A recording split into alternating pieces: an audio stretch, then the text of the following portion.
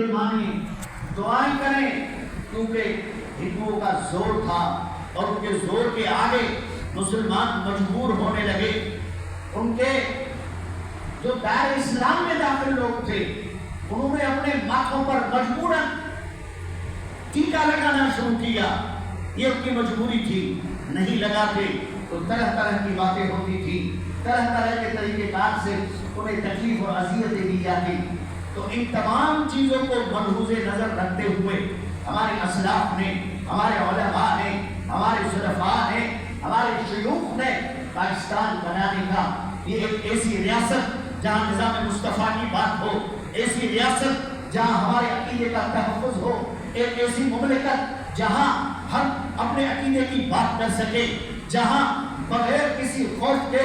بغیر کسی ڈر کے، بغیر کسی خطرے کے ہم اپنے مسلک کی اور نظام مصطفیٰ کی بات کر سکیں۔ یہ چیز ہونے کے لیے اسلاف نے، اور اسلاف بھی وہ تھے کہ جنہیں یہ بھی پتا تھا کہ ہم نے جو معاملہ شروع کیا ہے، پاکستان بنانے کی جو قرارداد پیش کی ہے، ہم نے مملکت خداداد کے قیام کی جو بات کی ہے، یقیناً ممکن ہے کہ ہم سے ہماری ملکیتیں ضبط ہو جائیں، ہم سے ہماری عزتیں چھینی جائیں، ہم سے ہمارے بچے چھینے جائیں، ہم سے ہمارے والدین چھینے جائیں، ہمارے لیے قتل و قتل کا بازار گرم ہو۔ یہ انہیں پتا تھا کہ یہ چیزیں ہو سکتی ہیں، لیکن انہوں نے کہا یہ سب چیزیں قربان کر سکتے ہیں، آل و اقبال قربان کر سکتے ہیں، مال و دولت قربان کر سکتے ہیں، کوٹھیاں اور بنگلے قربان کر سکتے ہیں، لیکن ایسی ریاست بنا کر رہیں گے، ایسی مملکت بنا کر رہیں گے، ایسا ملک بنا کر رہیں گے جس میں ایسا نظام ہو جسے نظام مصطفیٰ کہا جاتا ہے۔ سبحان اللہ، اللہ اکبر، یا رسول اللہ، یا تو اسلاف نے، علماء اہل سنت نے ایک کردار ادا کیا، اپنی جان کی پرواہ نہیں، مال کی پرواہ نہیں، اولاد کی پرواہ نہیں، ملکیت کی پرواہ نہیں، پرواہ صرف یہ تھی کہ ایسی مملکت ہو جہاں نظام مصطفیٰ کا قیام ہو، جہاں ہمارے عقائد کا تحفظ ہو۔ اور آپ جانتے ہیں کہ انگریز نے، اور یہ جو تحریک چلی، یہ تو پاکستان بننے سے کم و بیش 100 سال پہلے چلی، 1850 کے بعد 1857 میں علوموں اس کی بنیاد رکھی گئی، اور امام اہل سنت آپ کے اور ہمارے امام حضرت شاہ محمد رضا فاضل بریلوی رحمۃ اللہ تعالیٰ علیہ، یہ وہ شخص تھے جنہوں نے اس چیز کی بنیاد رکھی کہ ہندو الگ ہیں، مسلم الگ ہیں، ان کی ریاست الگ ہونی چاہیے، ہماری ریاست الگ ہونی چاہیے۔ یہ الگ بات ہے کہ جب انہوں نے یہ بات کی تو بہت سارے علماء بھی ان سے نالا ہوئے، کچھ عقیدے کے علماء، ان کے مولوی بھی ان کے مخالف بنے، لیکن انہوں نے ہمت نہ ہاری اور انہوں نے یہ چیز کی، اور اللہ تبارک و تعالیٰ کے فضل و کرم سے ملک پاکستان کے ماض وجود میں آنے سے پہلے وہ تو اللہ کی بارگاہ میں پہنچے، لیکن انہوں نے جو بیج بویا، انہوں نے جو ایک درخت لگایا، انہوں نے جو ایک پودا لگایا، اللہ تبارک و تعالیٰ نے آپ کے اور ہمارے اسلاف بزرگوں کے خون سے جو اس پودے کو تقویت ملی، اللہ نے ہمیں خدا داد ملک پاکستان عطا فرمایا۔ سبحان اللہ۔ عزیزان جی کا علامہ فضل خیر آبادی رحمۃ اللہ تعالیٰ علیہ، ایک ایسا نام کہ جنہیں سزائے کالا پانی دی گئی، اور وہیں پر ان کا انتقال ہوا، ان کا وصال ہوا۔ علماء اہل سنت نے بہت قربانیاں دی، اور پاکستان بنانے پر، ایک اسلامی جمہوریہ بنانے پر، اب پاکستان کا نام نہیں ہے، اسلامی جمہوریہ کا نام ہے کہ ہم ایک اسلامی ریاست بنانے جا رہے ہیں۔ حضرت علامہ بادشاہی رحمۃ اللہ تعالی علیہ یا پیر رحمان کی رحمۃ اللہ تعالی علیہ، علامہ مراد آبادی رحمۃ اللہ تعالی علیہ، ایسے لوگ تھے، حضرت قبلہ پیر مہر علی رحمۃ اللہ تعالی علیہ، ایسے لوگ تھے کہ ان کا یہ عقیدہ تھا کہ اگر محمد علی جناح بھی کسی زور مار کے نیچے آ گئے اور انہوں نے ایک اسلامی ریاست، ایک اسلامی جمہوری ریاست بنانے سے دستبردار بھی ہو گئے تو انہوں نے کہا سب کو ٹھوکر مار سکتے ہیں، اپنی جانیں قربان کر سکتے ہیں، لیکن انشاءاللہ العظیم اسلامی ریاست کو ضرور پائے تکلیف تک پہنچائیں گے، اس کو ضرور بنائیں گے۔ اور انہوں نے کہا، فرمایا علامہ بداوی رحمۃ اللہ تعالی علیہ، محمد علی جناح رحمۃ اللہ تعالی علیہ کو کہ آپ ڈٹ کر کھڑے ہو جائیں، آپ کامل طریقے سے کھڑے ہو جائیں، اگر قربانیاں ہی چاہیے، اگر خون ہی چاہیے تو انشاءاللہ العظیم لاہور سے لے کر ڈھاکہ تک، لاہور سے لے کر کے بمبئی تک، اگر خون کی نہروں کی قربانی بھی دینی پڑے تو بھی انشاءاللہ العظیم اہل سنت میں وہ عوام موجود ہے کہ اس خداداد مملکت بننے کے لیے اگر لاہور سے ڈھاکہ تک خون کی نہر بھی بہانی پڑی تو انشاءاللہ وہ بھی بنائیں گے، لیکن مملکت بنا کر یہ جذبہ تھا، یہ ایک جذبہ تھا، ایک جذبہ تھا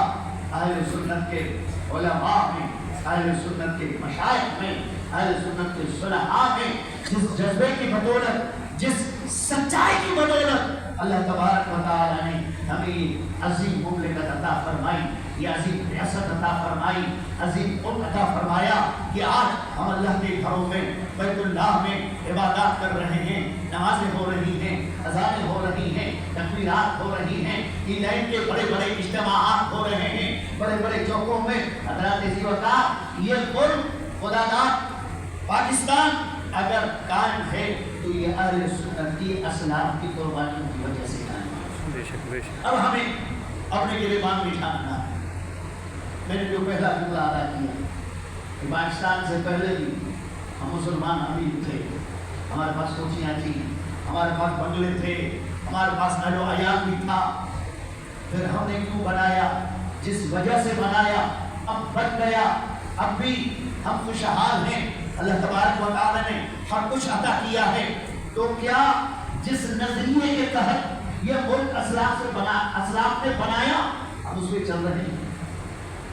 جس نظریے کے تحت یہ ملک ماضی وجود میں آیا، یہ قربانیاں دی گئی، آپ کے ہمارے اسلاف نے اپنی گردنیں کٹا دی، کیا ہم اس پر چل رہے ہیں؟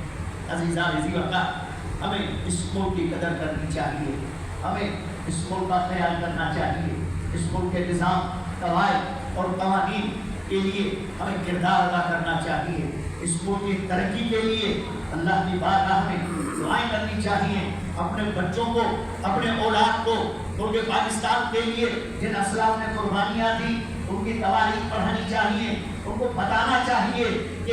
کس نے اس ملک کے بنانے میں کردار ادا کیا اور وہ کون تھے۔ کچھ تو ایسے بھی تھے نا، کچھ تو ایسے علماء تھے، بلکہ زیادہ تر ایک طبقے کے علماء پاکستان کے مخالف تھے، لیکن کچھ ان میں تھے، حتیٰ کہ مولانا اشرف علی تھانوی، مولانا مفتی محمد شفیع جیسے، علامہ عثمانی صاحب جیسے، علامہ مظفر صاحب جیسے، یہ وہ تھے جو دوسروں کے عقائد رکھنے والے تھے، لیکن اعلیٰ حضرت کے شانہ بشانہ یہ کھڑے رہے۔ اور علامہ شبیر عثمانی کا جب انتقال ہوا تو جو مخالفین تھے اور اکثریت اس طرف تھی، وہ یہ کہنے لگے کہ شبیر عثمانی کی قبر میں ان کو عذاب دیا جا رہا ہے، اور یہ عذاب اس لیے دیا جا رہا ہے کہ انہوں نے پاکستان بننے میں کردار ادا کیا تھا، انہوں نے امام اہل سنت اعلیٰ حضرت فاضل بریلوی رحمۃ اللہ تعالی علیہ کا ساتھ دیا تھا۔ اس کے بعد علامہ نعیم الدین مراد آبادی رحمۃ اللہ تعالی علیہ، علامہ قمر الدین سیافی رحمۃ اللہ تعالی علیہ اور دیگر مشائخ کا ساتھ دیا۔ ان قبر میں ان سے جو ہے پوچھ گچھ ہو رہی ہے، عذاب دیا جا رہا ہے، ایسے بھی لوگ حضرات عزیز وقار موجود تھے۔ یہ آج سلسلہ زور پکڑ رہا ہے، کیوں؟ صرف اس لیے کہ ہم نے اپنے بچوں کو پاکستان بننے کی تاریخ سے آگاہ نہیں کیا، ہم نے اپنے اولاد کو، اپنے بچوں کو اس تاریخ سے دور رکھا۔ ہم انگریزی تاریخ کو بڑے شوق سے دلا رہے ہیں، دلانی بھی چاہیے، انکار نہیں ہے، اختلاف نہیں ہے۔ ہم دوسرے سبجیکٹ پر تو بڑی کوشش کرتے ہیں اور اس کے لیے فیوچر وغیرہ رکھتے ہیں، بڑے بڑے اداروں میں अपने बच्चों को दाखिला दे रहे हैं, लेकिन मुताले पाकिस्तान के लिए, पाकिस्तान की तारीख के लिए, अपने मशाइख के इस पैगाम को आम करने के लिए, उनके कुर्बानियों के लिए हमने नहीं किसी को कहा, हमने किसी ट्विटर को नहीं कहा कि आओ आकर हमारे बच्चों को बताओ कि ये पाकिस्तान किस तरह बना था, आओ हमारे बच्चों को बताओ कि किस तरह सूली पर चढ़कर किसी ने कहा था कि याद रखो अंग्रेजों, याद रखो साम्राज्यों, तुम नहीं रहोगे, लेकिन मेरे मुस्तफा अलैहिस्सलाम का निजाम कयामत तक जारी रहेगा। सुभान अल्लाह। अल्लाह काफी रहमतुल्लाह तआला अलैह की बातें अपने औलाद को सिखाने के लिए हम ट्विटर में, तो मेरा ये आपको छोटा सा मैसेज है अज़ीज़ान ज़ीवका, जिस तरह दूसरे उलूम के लिए, जिस तरह दूसरी चीज़ों के लिए आप